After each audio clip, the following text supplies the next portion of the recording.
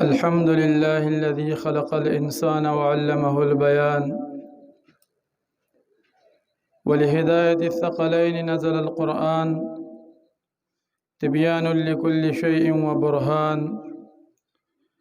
والصلاة والسلام على سيد بني عدنان الذي اسمه أحمد في الإنجيل والقرآن وعلى آله وأصحابه العزيز الكرام. أما بعد فأعوذ بالله من الشيطان الرجيم. بسم الله الرحمن الرحيم. إنا نحن نزلنا الذكر وإنا له لحافظون. وقال الله تبارك وتعالى في مقام آخر بما استحفظوا من كتاب الله وكانوا عليه شهداء.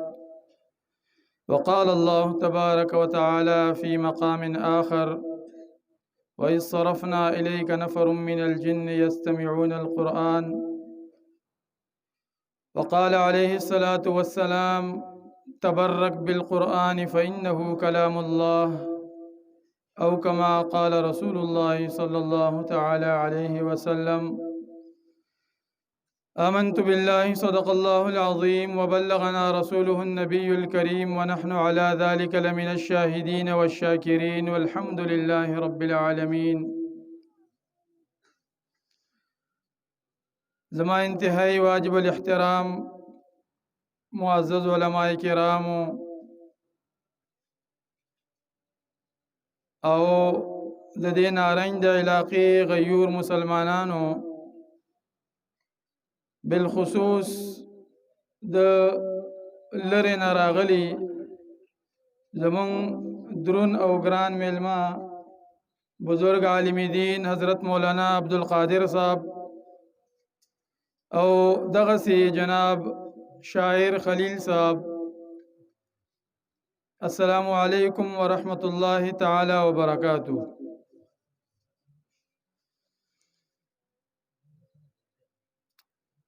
چونکہ ستاسو په علم کې دا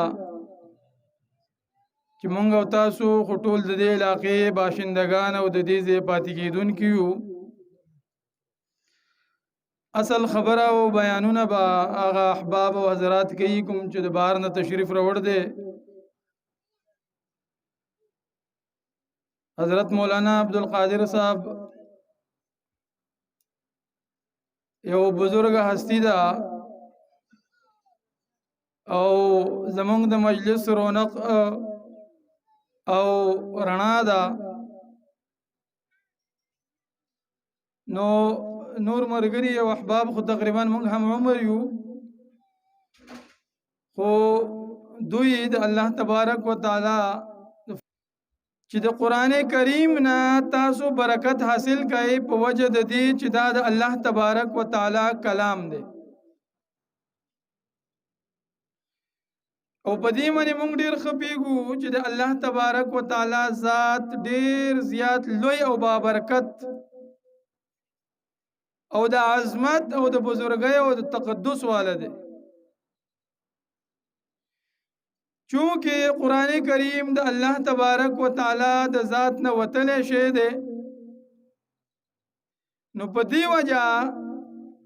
قرآن کریم هم ډېر زیات مبارک او بابرکت دی. بیا هغه خلق، هغه ډله او هغه جماعت چې کوم قرآن کریم سره تعلق ساتي، چا قرآن کریم ویل او لوستلی دی او په هغې کې کاوشونه، محنتونه او تکلیفونه او سعی دای برداشت کړ دي او په خپلې سینه کې هغه محفوظ کړ دی او د هغې دا انتظام کوي چې هغه راتلونکي عالم ته او نور انسانانو ته ورسي، یعنی معلمین حضرات چې استادان ورته مونږ وایو، نو هغه خلک ډېر زیات بابرکت دی. او دغه رنګې هغه طالبان او هغه طالبات چې هغه ورځ شپه د قرآن کریم په لوستلو کې لګیا دي، څوک قاعده وایي، څوک په سپاره کې دی، څوک په قرآن کې دی، څوک کتاب وایي، څوک ترجمه کوي. په هر شعبه کې چې دی خو د قرآن کریم د لوستلو او د هغې په معنی او په مفهوم باندې ځان پوه کولو کوشش کوي نو دا ټول خلق بابرکت دی. او دا ماشومان بظاهر دا مونږ ته داسې اسیره غونې خلق ښکاري. مونږ په خپله په مدرسو کې ډېر عمر وښکل دی او دا طالبګرۍ دا ژوند ګران غونې هم دی نو ښه اندازه راته لګي چې خیر ستاسو خبره نه کوم دا د بهر خلکو خبره کوم. هغو دا طبقه او دا خلق یو معمولی غونې ګڼي نو دا خلق ډېر لوی خلق دی او د الله تبارک و تعالی په نیز د دوی مرتبه او مقام ډېر زیات دی. تو قرآن کریم یو آیت ما ستاسو مخکې ولوستو. الله تبارک و تعالی فرمایي انا نحن نزلنا الذکر و انا له لحافظون چې قرآن کریم ما نازل کړ دی او زه به د دې حفاظت کوم. په دې خبره موږ او تاسو ښه پوهېږو که د یو علاقې مشر ګورنر یا وزیر اعلی وزیر اعظم دا اعلان وکړي چې د خپلو سرحداتو حفاظت به زه کوم نو د دې دا مطلب نه دی چې سهار دی هغه لاړ شي او لښته دې واخلي هلته دې په باډر ودرېږي بلکې د هغه ماتحت څه خلک یو شعبه هغو کار کوي د ده ماتحت او دا ټول د ده خلق دی او هغو د سپک نظرۍ کتې هم نه شي ځکه چې هلته تعلق یې بر هغه خلکو سره دی. نو د عرض کولو مطلب مې دا دی چې دا طالبان کوم چې د قرآن د قیدې او د سپارې لوستونکي دي بظاهر موږ د معمولي خلق ښکاري خو د دو ډله الله پاک سره ده. دا د الله تبارک و تعالی فوج دی او الله تبارک و تعالی فرمایي اولئک حزب الله الا ان حزب الله هم المفلحون. دا د الله ډله او د الله جماعت دی او دغه د الله تبارک و تعالی په ډله کې چې کوم خلق دی نو دا خلق کامیاب دی. موږ او تاسو تبلیغیانو نه اورو که نه هغه وایي چې موږ د دنیا په څیزونو کې کامیابی ګورو حالانکه کامیابی په دین کې ده. نو داسې خلق چې هغوی په قرآن کریم باندې محنت کوي او هلته د قرآن کریم ویلو والا جوړیږي د الله تبارک و تعالی پہچان او تعارف پکې کیږي د انبیاء علیهم الصلوات والتسلیمات او د صحابه کرامو او د اکابر زندگی دا پکې بیانېږي او په خلکو کې یو انقلاب او تبدیلی راځي بېدینی او بې حیايي ختموي او قرآن کریم چې درس انقلاب دی او تبدیلی په خلکو کې راولي هغه بیانې نو یقینا دا ډله کامیاب ډله ده او دا کامران او فائز ډله ده او دا د الله تبارک و تعالی جماعت والدي ځکه الله تبارک و تعالی فرمایي اولئک حزب الله چې دا د الله تبارک و تعالی فوج دی او لښکر دی. بل آیات ما تاسو مخکې تلاوت کړی و وَإِذْ صَرَفْنَا إِلَيْكَ نَفَرًا مِنَ الْجِنِّ يَسْتَمِعُونَ الْقُرْآنَ. علماء کرام ناز دی په مجلس کې وی جناب نبی کریم صلی الله تعالی علیه وسلم چې کله بعثت وشو او د قرآن کریم نزول د اسمان نه شروع شو. قرآن کریم د کوم ځای نازل شوی دی؟ بره نه راغلی. موږ ورسره کتې نه راوړو که نه خو دا د بره نه راغلی. قرآن کریم چې د اسمان نه د نازلېدو سلسله شروع شوه نو په شیطانانو باندې پابندي ولګېده. هغې نه مخکې به دوی بره تله اسمان ته او فرشتو ته به چې کومې ډیپټیانې حواله شوې کومې خبرې نو داسې دیوال نه بهر به ودرېد غوږ به یې کېښود چې دوی څه خبره کوي نو که یو دوه هغو کړي او پنځه به ورسره نورې کړي او رابلې هلته کاهنانو ته به یې ووایي نجومیانو ته او هغو به چې بیا خلکو ته به ووایي نو که په لسو کې به یوه رښتیا وښوده نو هغوی چې بس بھائی دا ډاکټر نه دی زمونږ ځین ول سړی تل روغ موټ راغل دی په دې خبره باندې هغه یقین جوړو کائنانو خبرې وای منلي زمونږ یو استاد دی مولانا منظور مینګل صاحب الله پاک دې هغه په ژوندۍ کې برکت کړي کلاس کې موږ د واقعي سره اوروله چې کراچۍ کې صدر ته تاسو ټول تلیه الته بره په پول باندې یو ناسي توتی ورته مخې ته پروتي او هغه وایي چې بای ته وایا چې مطلب یو 10 روپۍ کې چې د ستا پرچی راواخلي صحیح حساب کتاب د ژوند نو د ژوندۍ خو هغه موږ ته قیمتي ده کنه او جوړو موږ ګورو چې هغه جوړه چې په دنیا کې خو اصل خبر خو ما وکړه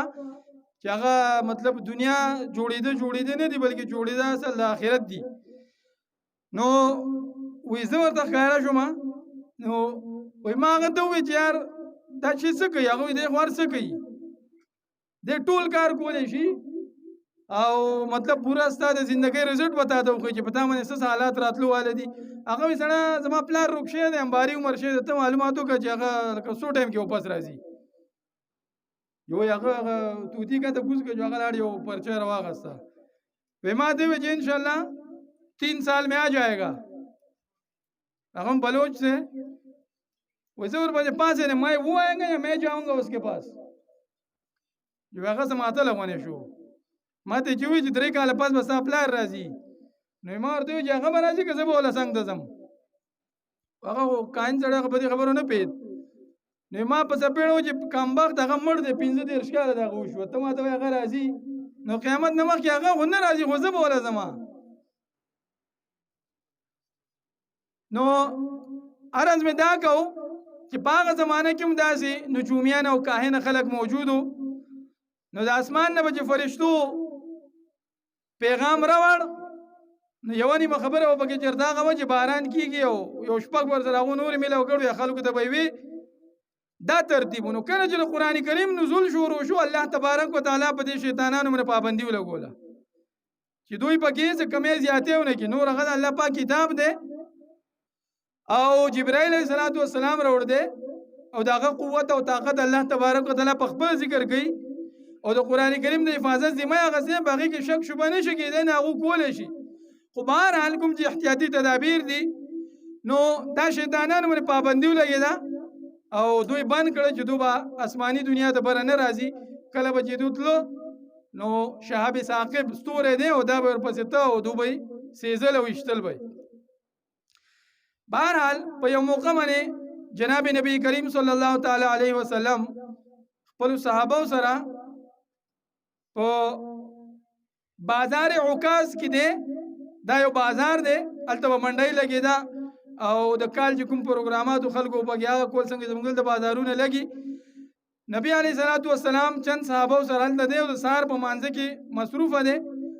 ښه دې پیریانو ته پکې دا خبره رااله چې یقینا په دنیا کې څه نوی کار پېښ شوی دی د کوم په وجه چې په موږ باندې پابندي ولګېده چې موږ اسمانونو ته نه شو تللی که نه د دې وخت کې به موږ بره تلو او خبره به موږ راوړله خبره به اورېدله او دلته به خپلو خلکو ته خبره پیش کوله نو وی دې شیطانانو او جناتو دا خبره وکړه چې زموږ چې بره تله بند شوي دي یقینا په دنیا کې داسې څه ماجرا ده څه نوې خبره ده چې د هغې په وجه زموږ بره تله بند شوي دي نو دوی هم په دې چکر کې خواره شو او ګرځېده په ټولې دنیا کې نو بعضې د پیرانو یو ډله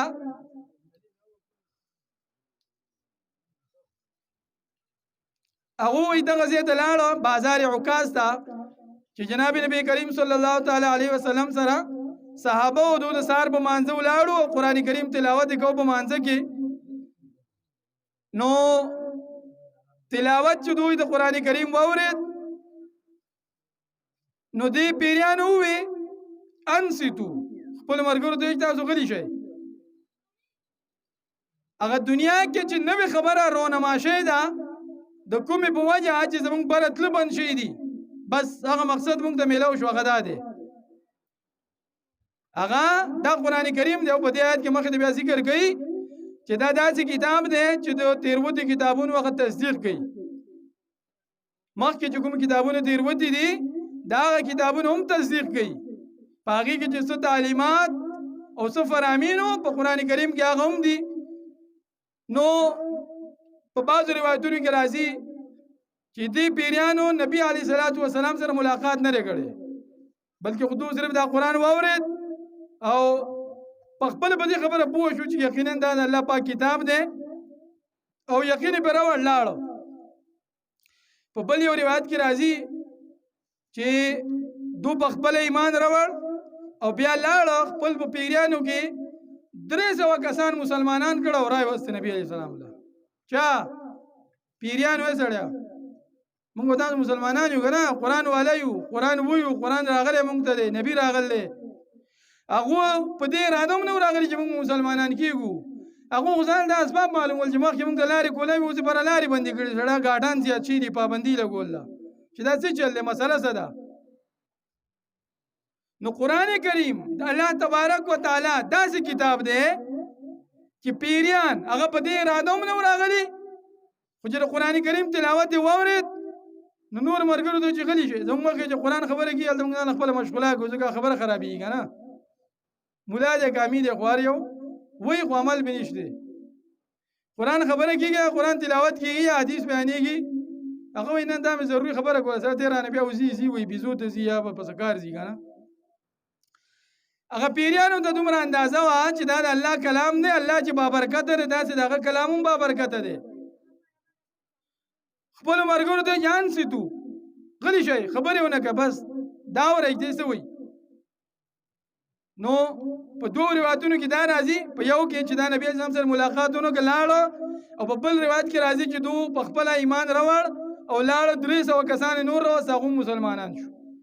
عرض مې دا کوو چې هغه د ایمان په تقاضا نه راغلي دې لپاره نه راغلي چې موږ مسلمانان شو خو د قرآن کریم اثر پیدا و. او په بل یو روایت کې راځي چې نبی علیه الصلاۃ والسلام ته د دوی د راتلو اندازه الو شو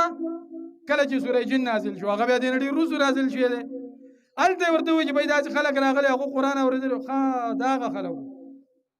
بل ځای کې د هغو ذکر نو او په بعضو روایتونو کې راځي چې تقریبا 6 پیری د پیریانو ملاقات نبی علیه الصلاۃ والسلام سره شوی دی او غوتلی او ډیر پکې مسلمانان شوي دي. بهرحال قرآن کریم د الله تبارک وتعالی کتاب دی او د دې د حفاظت ذمه الله پاک اخیستې ده او د حفاظت هغه طریقه ما وښوله چې هغه د دې خلکو په ذریعه ده چې په ظاهر دا موږ د بېڅوک او بېکسه ښکاري خو یقینا دا د الله تبارک وتعالی ډله او د هغه فوج دی او الله تبارک وتعالی د هغې د حفاظت ذمهواري په خپله اخیستې ده. نو دا ډېر بابرکته خلک دی او محترم او معظم خلق دی او تاسو د دې علاقې والا چې په تاسو باندې د الله تبارک وتعالی خصوصي رحم دی چې داسې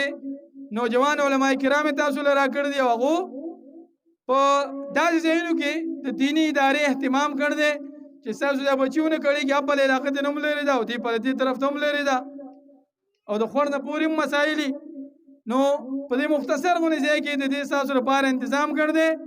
نو دا د ځان د پاره او غنیمت او سعادت وګڼئ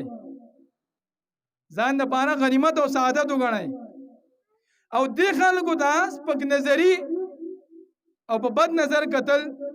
دا ډېره غټه د نقصان خبره ده. علما فرمایي چې د داسې خلکو په نسلونو کې بیا مولا نه پیدا کیږي هغه بیا کله یو پسې ګرځي او کله بل پسې ګرځي. دین د ډلې پرې شی نه دی چې زه مولا یم زه به نه ستا جنازه کوم نه به نکاح کوم ما دا دین کو سره پاره پوه نه شوئ دا مطلب مې نه دی خو هر سړي دی دا پکار ده چې بھائی زما ګاڼې دی د پلان کې دی اکه چې زما زوی هم واغستې وی د شورګر اغستې ده دا لږ ورسره زه واخلم دا په لا شاړه نو دا د پلان کې زوی چې وایي زما دا ولي نه وایي دلته چې په څه تندر لګېدل دی ها دې کې ملک ونه ولي پکار ده په دین کې اصل عزیز ولی او یو بل ته ودرېدا هغه په دین کې دي په بېدینۍ کې نه دي په بېدینۍ کې موږ یو بل ډېر مخکې یو خو په دین کې وروسته یو. بهرحال دا عرض مقصد مې دا دی چې دا د الله پاک خصوصي رحم دی چې داسې علما تاسو له راکړي دي او مطلب هغه په هر اعتبار سره ستاسو خیرخواهي کوي او لګیا دي نو تاسو نه چې څه قسمه تعاون کېږي او هغو چې د څه شي التجا او سهار ستاسو مخکې ږدي نو هغه مطلب پوره کول غواړي. او بل خبره پکې دا وورئ، مونږ او تاسو د دې غرونو خلک ډېر قدردان خلک ګوري، په دې کې درته خار خلکو دونه پس کېږي چې هغه داسې او داسې او داسې، هغه سره هیڅ هم نشته. دین ټول تاسو سره دی. تاسو نه دلی په کاته خارون کې تاسو پاتې نشته، تبلیغ کې نه ځای، پنجاب کې سال دی، سند کې سال دی، بلوچستان کې سال دی. نو دین الله تبارک وتعالى تاسو لرا کړ دی. او قرآن کریم او د جناب نبی علیه الصلاۃ والسلام راوړی دین دا د ټولو نه اوچت غټ نعمت ده، د دې نه بل غټ نعمت نشته. که موږ په دې غرونو کې یو پسمانده علاقې دي، څه قسمه موږ ته سهولت نشته، تندر دی پیولې، موږ ته ضرورت نشته. د الله دین او د الله د رسول نوم او د الله پاک ذات او د الله کتاب قرآن کریم دا موږ سره شته په دې غرونو کې او محفوظ دي. او د خلکو کوم خلک چې بې دینه دی او دین ته مخې ته ودرېږي، دا خلکو یې هم د داسې غرونو خلکو نه کېږي.